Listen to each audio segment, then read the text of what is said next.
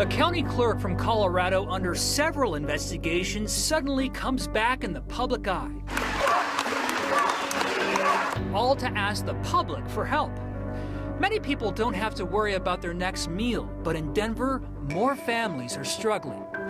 100 years ago, there was actual talk of wireless phones. We go back to 1921 for random Colorado history. My good news is I got to skip school today. And because it's Friday, it's good news. That's great. See you next. Tina Peters is back in Colorado. She's the county clerk under several investigations. The Republican county clerk from Mesa County spoke at a church in Grand Junction last night. She's been in hiding for weeks. Peters and her office have been under scrutiny for a security breach.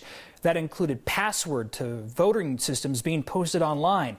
Peters recently told People she has been working remotely. She's also accusing the Colorado Secretary of State, who's a Democrat, of trying to force her out of office because of politics.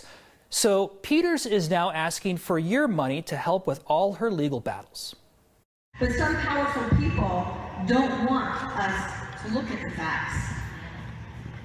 In fact, they are trying to remove me as the Mesa County clerk and recorder. Just for doing my job. I need your voices. I need your support. I need your prayers. And I need your financial contributions to ensure that our legal rights will continue. Before Thursday, Peters was last seen publicly at Mike Lindell's symposium that highlighted voter fraud conspiracies. Lindell is, of course, the MyPillow guy. The Dominion election machines that were compromised in her office have since been replaced. Mesa County's Republican county commissioners voted to do that 3 weeks ago. Peters remains under investigation by the district attorney's office, Secretary of State's office, and the FBI. She has been removed from election duties. Denver's Department of Health is seeing a growing problem with families and consistent access to food. Food insecurity has been getting worse. Numbers tell us the problem has increased threefold since the pandemic. At the same time, people are trying to help are facing staffing shortages and supply problems. Here's Anusha Roy. We're busy today. The wait list to get into Feeding Denver's Hungry, a free grocery store, food for their families for the month, is more than 2,000 people when they only have around 450 slots available each month. Kind of heartbreaking knowing that we can't help more. It matches a skyrocketing need the city of Denver is tracking. Roughly 33% of the families are facing food insecurity.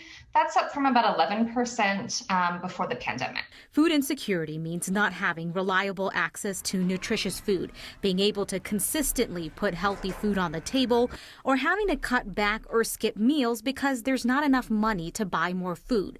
The reason why this has become a reality for more people is complex. Paying more than just their mortgage or house payment or rent, and no money left for food. People's inability to get back to work and so many complications with kids at home. Then there's an issue we are all too familiar with. We only have so many funds to work with, and our volunteer base is limited as well. We do have a lot of great volunteers out here, but we definitely could use more, so we could open up more days of the week. We're experiencing the same type of staffing shortages that other businesses are. When COVID first started, we had a lot of volunteers because there were a lot of people that were out of work. So that was not an issue until here lately, people have went back to work, causing the shortage here. We've seen supply chain challenges, more expensive food costs. But still, these food banks are breaking records. Food Bank of the Rockies has distributed more food in the last year and a half than we ever have in our 43-year history. So one of the things that Jim from Feeding Denver's Hungry is looking for is more help from the city. And so actually just this week, the city approved a third round of funding through federal dollars to help feed more people. Jeremy, that's coming out to roughly $3 million in grants. It's specifically for nonprofits helping people in Denver. They do have until the 28th to apply for that. Any information about the demographics of families coming in? Right. So there's two things that actually stood out from both of the organizations we talked to today, who said that both they're seeing more families come in with children, which is particularly heartbreaking to watch. And they're also seeing more first-timers, people coming in for the very first time to get help with food when they never needed to do that before. All right, thank you, Anusha. A big decision about vaccines and booster shots today. An FDA advisory panel says some Americans could benefit from a third shot of Pfizer's COVID-19 vaccine. The panel met today to consider booster shot data from Pfizer. It initially rejected a plan for booster shots for all eligible Americans. Then they came back and endorsed booster shots for people 65 years and up, or people at risk for severe illness. The panel is made up of independent experts. The FDA gets to make the final call, but has followed this panel's recommendations in the past. 3.4 million people in Colorado are considered fully vaccinated. That's almost 58%, and the percentage of partially vaccinated people dropped slightly. A good sign that more people are getting those second doses. 868 people are in the hospital with COVID-19 in Colorado right now. That's down 19 from the day before. That number has been dropping for a few days now, but we haven't seen that number drop below 800 since the first day of September. Things are so bad in Larimer County that they are over their ICU capacity for the third week in a row. The state says 83% of the patients in the hospital with COVID right now are not vaccinated. Summit County is putting a temporary stop to any new licenses for short-term rentals like Airbnbs, except for places in the heart of ski resorts. County commissioners passed a resolution earlier this week. It puts a 90-day hold on any new short-term rental licenses in unincorporated Summit County. Keystone, Copper, and Peak 8 resort areas are exempted. County commissioners say more traditional residential neighborhoods are the problem anyway. In the last year, in those neighborhoods have seen a 10% increase in the number of short-term rental applications. So why is this an issue here? Prices and the lack of affordable housing options have hit local workers hard. Summit County declared a housing crisis earlier this year. County commissioners say they'll use the 90 days to study housing data. Then they'll finalize a plan for converting short-term rentals to long-term options. Next viewers have raised more than $4.6 million for local nonprofits since the Word of Thanks micro-giving campaign started last year. This week's nonprofit focuses on jobs in an industry that's also struggling. Here's Kyle. My appreciation to everybody who's helping out with this week's Word of Thanks micro-giving campaign.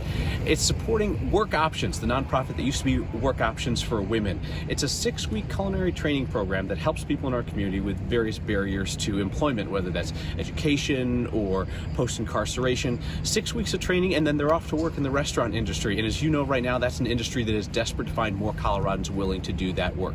It's a way to connect willing workers with eager employers. Text THANKS to 303-871-1491 to join me and a whole bunch of Next viewers in supporting Work Options. Thank you. He was always interested in design. My high school teacher, she taught about industrial design in my art class. A very specific kind of design made more urgent when the pandemic sent students home. They filled the sky this morning and filled our morning meeting with debate over exactly what they're called. Tinnitus or tinnitus? Well, asperitis, asperitus. Next.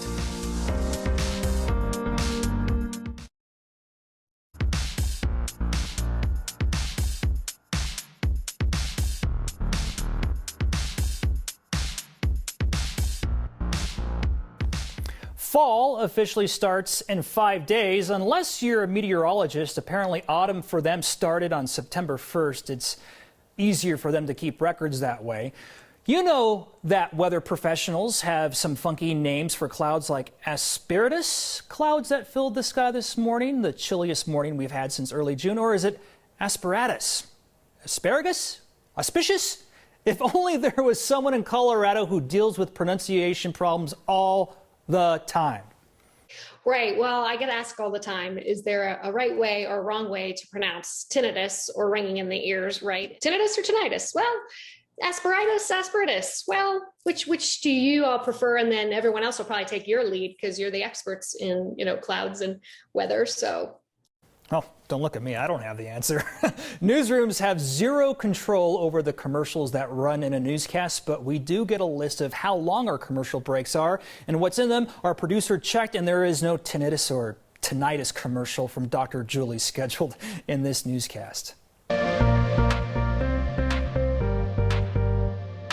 Oh, what what a delightful way to end the work week. Highs only in the 60s and 70s, a far cry from where we were this time yesterday. Soak it in because the heat is back for our final weekend of the summer season. The views this evening have been spectacular. So much blue sky out there. Numbers falling into the upper 40s, low 50s for most of eastern Colorado, some 40s mainly up in the mountains. That front pushed through early this morning. High pressure now around, but look what is rolling our way as we look ahead toward the weekend. Much of the western slope will be looking at a chance for some scattered showers and thunderstorms. We kick off your Saturday morning completely dry, but those clouds drift into the west. By about 5, 6 o'clock, you're seeing a few scattered showers.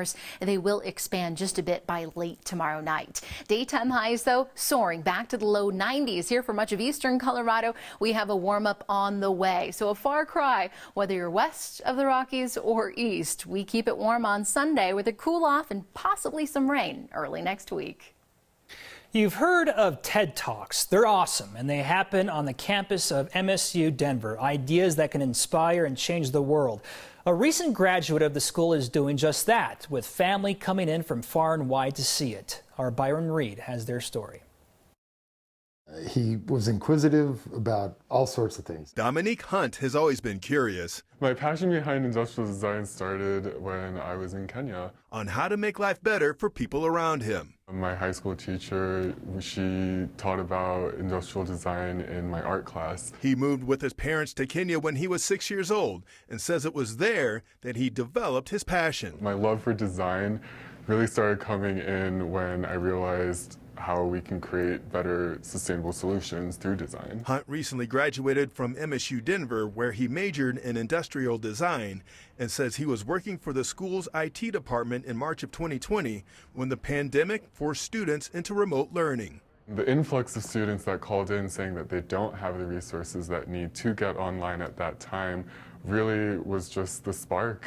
So he came up with, this is all 3D printed, a way for anyone with a smartphone to have laptop computer access. This is phone book. It's a 3D printed smartphone accessory. You plug it in, and then the laptop computing experience just automatically starts. Hunt says the device contains a removable keyboard. All of the computing power comes from your phone. Houses a rechargeable battery pack and can be an affordable way to help bridge the gap in the digital divide worldwide. Because it has few components, each phone book can be less than $100. It's a contribution that his parents came back to the States to witness. I'm so proud of him.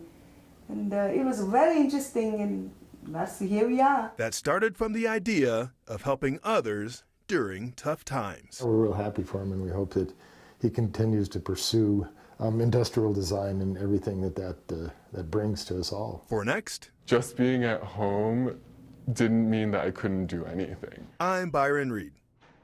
What an idea. Dominique's idea recently won him second place in the Stanford Center on Longevity Design Challenge. He is now talking with a manufacturing group in Kenya. Coloradans were talking about cell phones long before cell phones were cool. They just didn't know it. How hipster of them. We take a look back at Colorado random history. My good news is we're here to surprise a loving friend. We love you, Eric. We love you too, Eric. Your Friday good news. Next.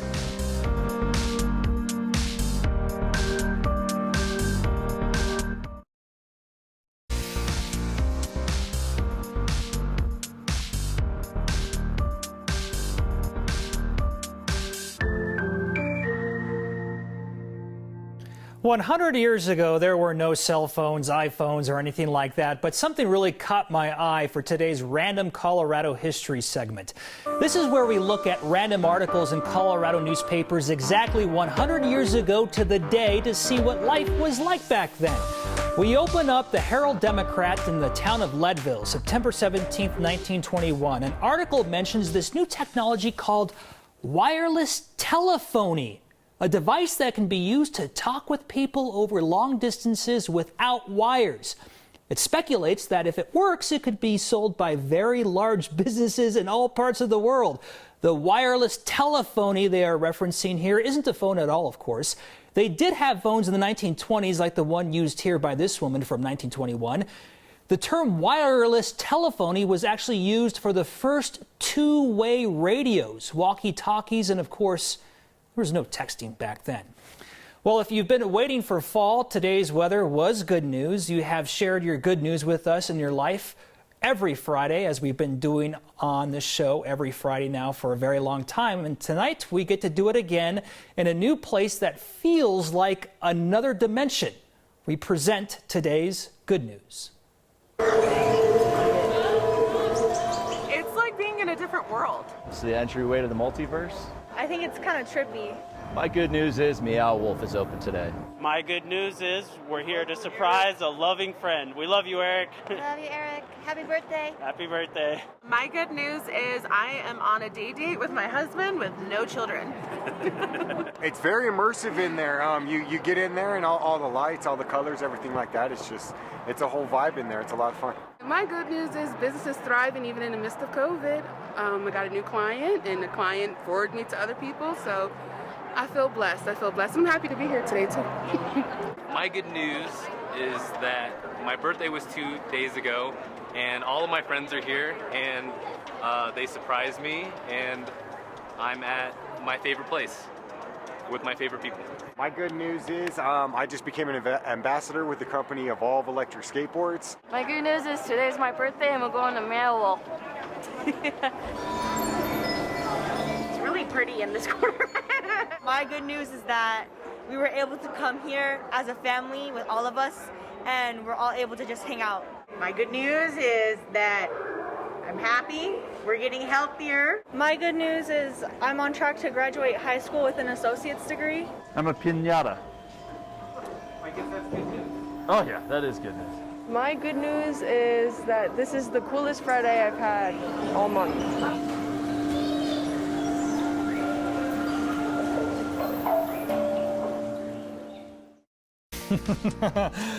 Up next, an animal giving off the most Friday vibes possible is the most Colorado thing we've seen today. Plus, you get the final word with your feedback.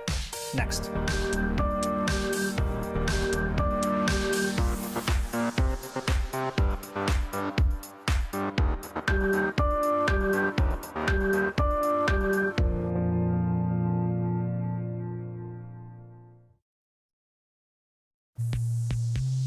All right, welcome back. The most Colorado thing we saw today is the definition of rest and relaxation. Is this roadkill?